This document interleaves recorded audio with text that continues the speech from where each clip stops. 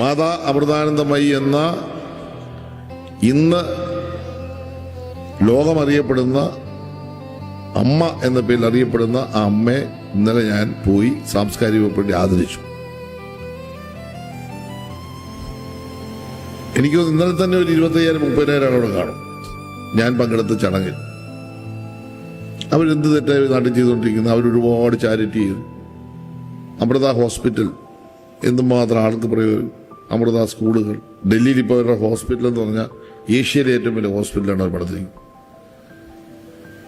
അപ്പോൾ അവർക്ക് നല്ല കാര്യങ്ങൾ അവരുടെ ഡിവോട്ടീസിന്റെ സഹായത്തോട് ചെയ്യുന്നുണ്ട്. ഒരുപാട് സന്യാസി വലിയ ശേഷന്മാരവിടെ പ്രവർത്തിക്കുന്നുണ്ട്. ഞങ്ങൾ ആദരിച്ചു. എന്നെ അമ്മ എല്ലാവരെയും ചുംബിക്കുമല്ലോ. ഉമ്മ കൊടുത്തു. എനിക്കൊരു ഉമ്മ തന്നു. എൻ്റെ അമ്മ എനിക്ക് തരുന്ന ഒരു ഉമ്മയുടെ യോഗ്യതയാണ് ഞാനത് കണ്ടത്. അതിനപ്പുറത്തേക്കൊന്നും കണ്ടില്ല. ഞാൻ അമ്മയ്ക്ക് ഷാൾ ഇട്ടിട്ട് ഞാനൊരു ചുംബനം അമ്മയ്ക്ക് കൊടുത്തു.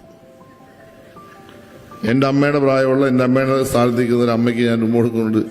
നാട്ടിൽ പലർക്കും സഹിക്കാൻ പറ്റുന്നില്ല. അതൊന്നും എഴുതി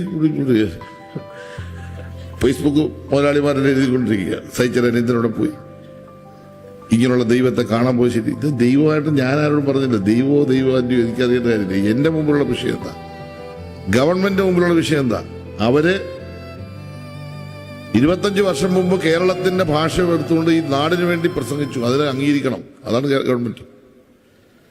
ഞങ്ങളാരും അമൃതാനന്ദമയിയുടെ അവിടെ പോയി ഒരു ആലിംഗനത്തിൽ പെടാൻ പാടില്ല.